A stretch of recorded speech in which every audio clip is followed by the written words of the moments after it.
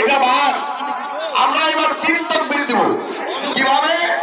আল্লাহু আকবার, হাত তুলে আল্লাহু আকবার, আল্লাহু আকবার।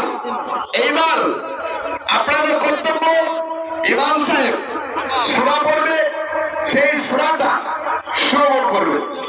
তারপরে ফাতিহা সূরা, সূরা পড়ার পরে রুকু সিজদা হওয়ার পরে আবার উঠলাম, উঠার পরে আবারও সূরা হবে। ফাতিহা সূরা, সূরা পড়ার পরে এইবার কি হবে? আবারও তাকবীর হবে। কয় তাকবীর? আল্লাহু আকবার, আল্লাহু আকবার, আল্লাহু আকবার। এবার আমি যখন রুকুতে যাব আল্লাহু আকবার, 3 বার আপনাদের হাতটা কানে উঠবে। তাতে কত হলো? 6 তাকবীর। কোন নামাজ পড়ছি? ওয়াজিব নামাজ। এই জিনিসগুলো আমাদের ফলো করা